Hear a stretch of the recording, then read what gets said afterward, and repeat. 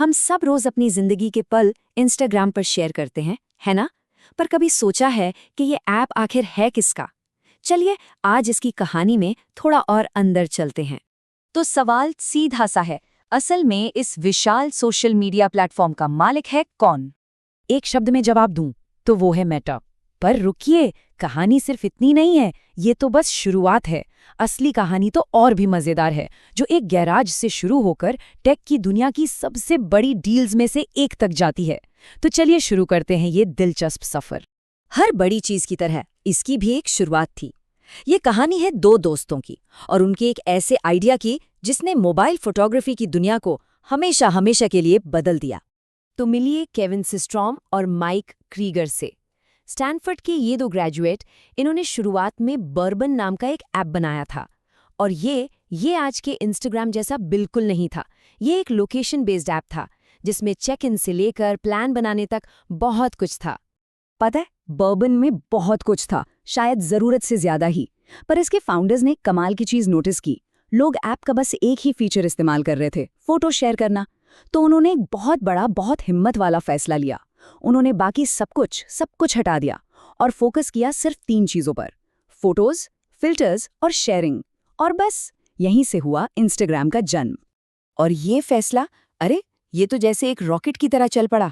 सिर्फ iOS पर होने के बाद भी 2 महीने में ही 10 लाख यूजर्स, और 1 साल पूरा होने से पहले ही 1 करोड़। मतलब शुरुआत ही धमाकेदार थी।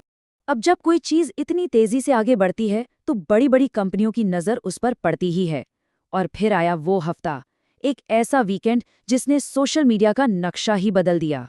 सब कुछ इतनी तेजी से हुआ कि यकीन करना मुश्किल है। सोचिए, 3 अप्रैल को ऐप एंड्रॉइड पर आता है और 24 घंटे के अंदर 10 लाख से ज्यादा डाउनलोड्स। और उसके ठीक 6 दिन बाद बूम, खबर आती है कि फेसबुक इसे खरीद रहा है। और कीमत वो थी $1 अरब। जी हाँ, $1 बिलियन। उस जमाने में ये रकम किसी को भी चौंकाने के लिए काफी थी, खासकर एक ऐसे ऐप के लिए जो तब तक एक पैसा भी नहीं कमा रहा था। और सबसे हैरान करने वाली बात जानते क्या थी? इस $1 अरब की कंपनी में काम करने वाले लोग थे सिर्फ 13 कर्मचारी। मार्क ज़करबर्ग ने एक बहुत बड़ा दांव खेला था और उन्होंने वादा किया कि इंस्टाग्राम को आज़ादी से बढ़ने दिया जाएगा। तो अब फेसबुक का पैसा और पावर दोनों इंस्टाग्राम के साथ थे। अब एक नया दौर शुरू हुआ। ग्रोथ तो और भी तेज हो गई, पर कंपनी के अंदर भी काफी कुछ बदल रहा था। अधिग्रहण का असर तो देखिए, कमाल का था। 2012 में इंस्टाग्राम के करीब 3 करोड़ यूजर्स थे और आज ये आंकड़ा 200 करोड़ के भी पार है। मतलब फेसबुक के लिए सौदा कितना फायदेमंद रहा, इसका अंदाजा लगाना भी मुश्किल है। शुरू में तो दोनों फाउंडर्स, केविन और माइक, कंपनी के साथ ही रहे। उन्होंने इंस्टाग्राम को फेसबुक के बड़े सिस्टम के साथ जोड़ने में मदद की, जिससे इसकी ग्रोथ को और भी पंख लग गए।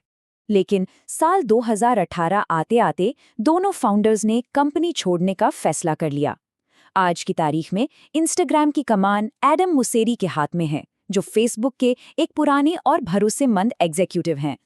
तो आज का इंस्टाग्राम कैसा है?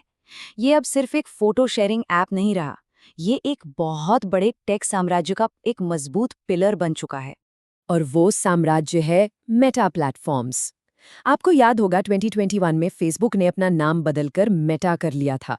तो आज फेसबुक, इंस्टाग्राम, व्हाट्सएप, ये सब एक ही बड़ी फैमिली का हिस्सा है जिसका नाम है मेटा।